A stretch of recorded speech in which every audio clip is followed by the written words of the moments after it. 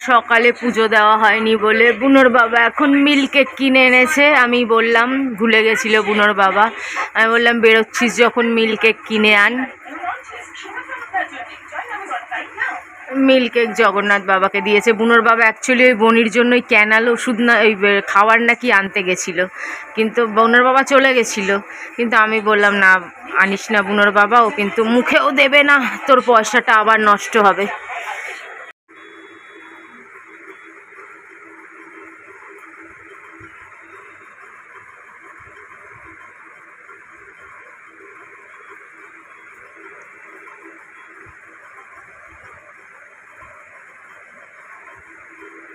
বেজন্মার বাচ্চা, পচে গলে, ভবিষ্যতে পচে গলে মরার বাচ্চা, ওর গুষ্টি শুদ্ধ পচে গলে মরার বাচ্চা কমেন্ট করেছে কুকুরটা কি মরে গেছে। তলায় কিন্তু এত কমেন্ট, সেই কমেন্টগুলো পড়লেই বোঝা যায় কেউ বলছে ও ঠিক হয়ে যাবে দিদি, কেউ বলছে অমুক তমুক। সেই কমেন্টগুলো পড়লে বোঝা যায় না যে কেউ বেঁচে আছে কি মরে গেছে। এগুলো কীরকম মানে খিস্তির কোনো বাজে কথাও বলবো না, শুধু ভগবানের উপর ছেড়ে দেব যে ওয়েট অ্যান্ড ওয়াচ। ও তো এখনও মরেনি, কিন্তু দেখিস না ও মরতে মরতে আবার তোর ঘরের থেকে কেউ না বাদ পড়ে যায়, সেদিকে খেয়াল রাখিস। কেন এখানকারটা তো এখানেই চুকিয়ে যেতে হবে, নরক বলে তো আলাদা করে কোনো প্রপার্টি বানানো নেই যে না ইকো পার্কের মতন কোনো প্রপার্টি বানানো আছে, সেন্ট্রাল পার্কের মতন বানানো আছে, বা কোনো ভিক্টোরিয়ার মতন বানানো আছে, গড়ের মাঠের মতন প্রপার্টি বানানো আছে। এটাই স্বর্গ, এটাই নরক, তো এখানে দিয়ে তো যেতেই হবে।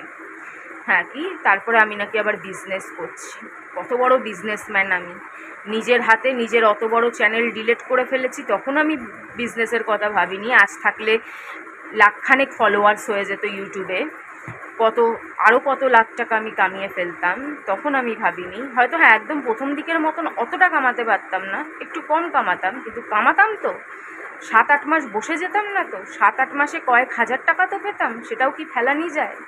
আরামসে 7-8, যেরকম আমার ভিউ হতো আমি 2-3টে করে ভিডিও করতাম একটা না, কোনোটাতে 3000, কোনোটাতে 5000, প্রথম চ্যানেলটার কথা বলছি, শেষের দিকে কোনোটাতে 5000, কোনোটাতে 6000, এরকম করে ভিউ হতো। 2-3টেতে আমার 16000, 15000, কখনো কখনো 20000ও ভিউ হয়ে যেত। তাহলে ভাবো মাসে, প্রত্যেক মাসে পেমেন্ট, কম হলেও প্রত্যেক মাসে পেমেন্ট, তাহলে 8 মাসে অনেক টাকাই হয়ে যেত আমার, 80, 90, 1 লাখ।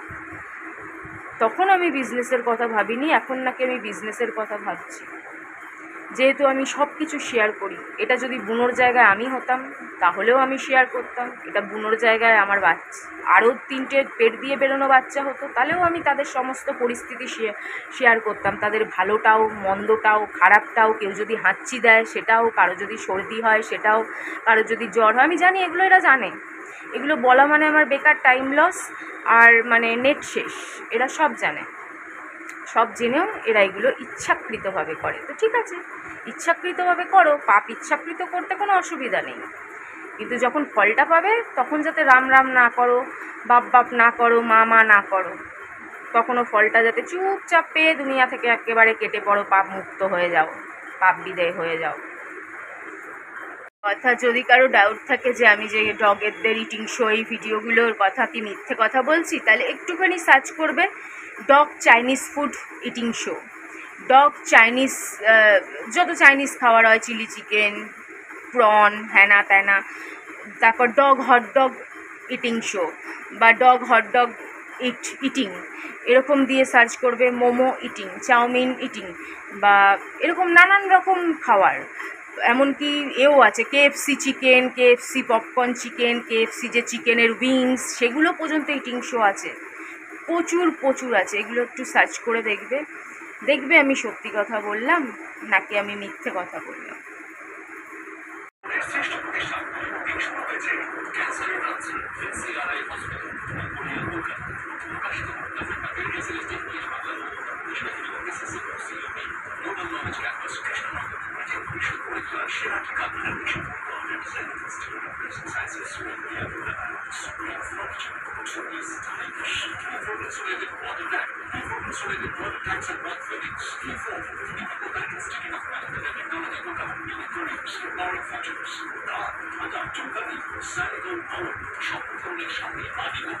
গেছো?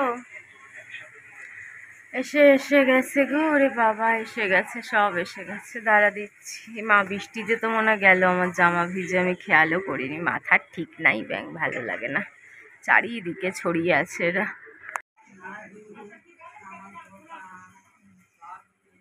ওখানে কাক খাচ্ছে।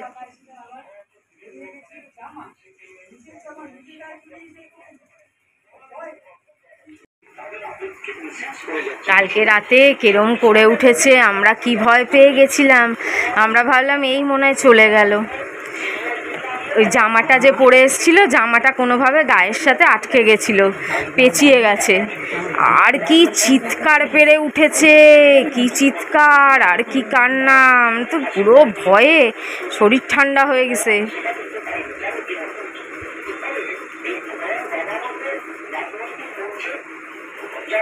আজকে রবিবারের রান্না দেখো, মানে আর কিছুই ভালো লাগে না।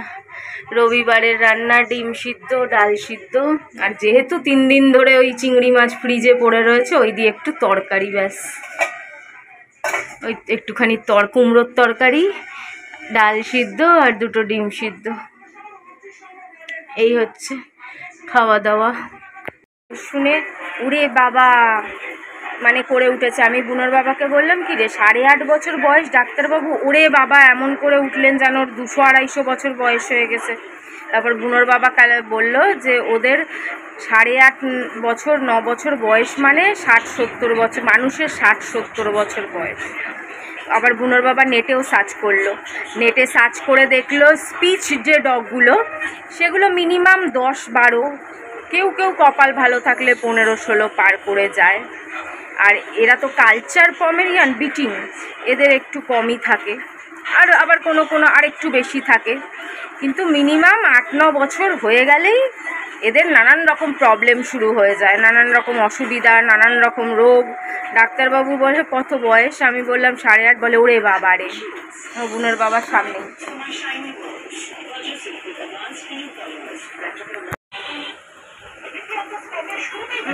বাবু বসে আছে। এই যে আমাদের রবিবারের রান্না, ডাল সিদ্ধ, ডিম সিদ্ধ, তরকারি, একটু পেঁয়াজ আর লেবু, তরকারিতে একটু কুচো চিংড়ি আছে।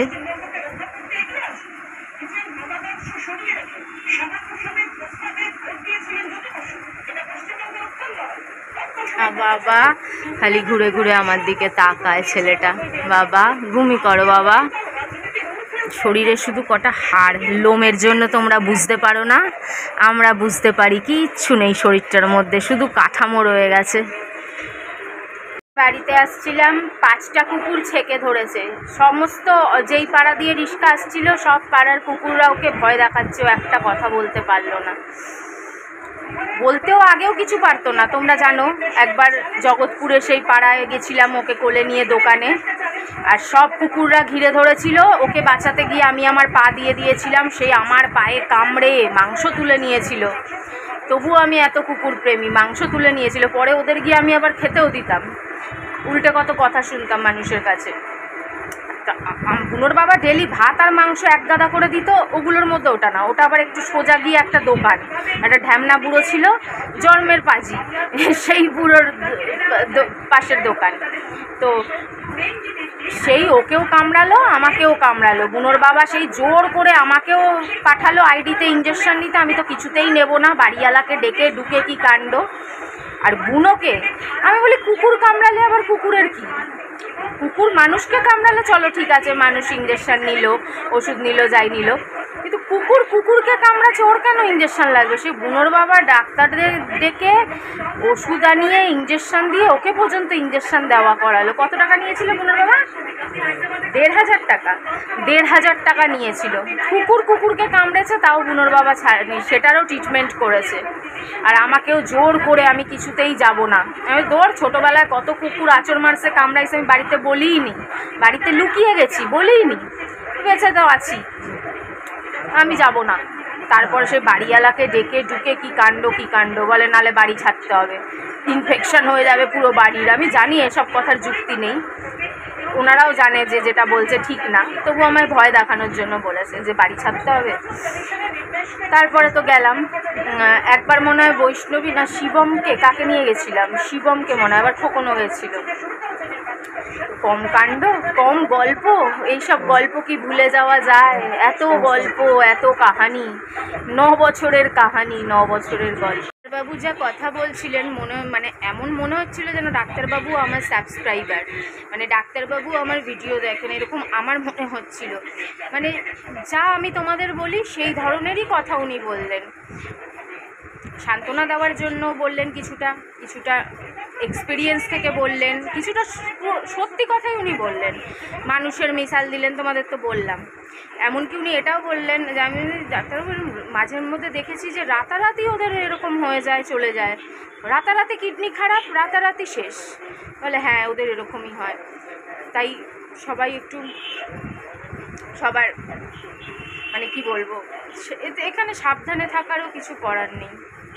কি হবে সবটাই ভগবানের হাতে, তাই না? জন্ম মৃত্যু সব ভগবানের হাতে। রাতারাতি ভালো ছিল জগৎপুরে একটা কুকুর, টয়লেটের সাথে হালকা হালকা দেখেছে, তার পরের দিন হসপিটালে নিয়ে গেছে, স্যালাইন দিয়েছে, শেষ, সঙ্গে সঙ্গে শেষ। সুস্থ সবল, দৌড়ানো, লাফানো, খেলাধুলা করা বাচ্চাটা, কোন এই না, ওর তো তাও যেমন আগে থেকে বুঝতে পারছি একটা রোগ, আরেকটা রোগ, আরেকটা রোগ, আরেকটা রোগ, তার কোনো একটা রোগ আরেকটা রোগ আরেকটা রোগ না, পুরো সুস্থ, খেলে দোলে, মার সাথে খেলে, দৌড়ায়, ঘুরছে ফিরছে, চিল্লাচ্ছে, আদর খাচ্ছে। সেই কুকুরটা আজ ভালো, কাল শেষ হয়ে গেল। মানে খুবই বাজে ব্যাপার।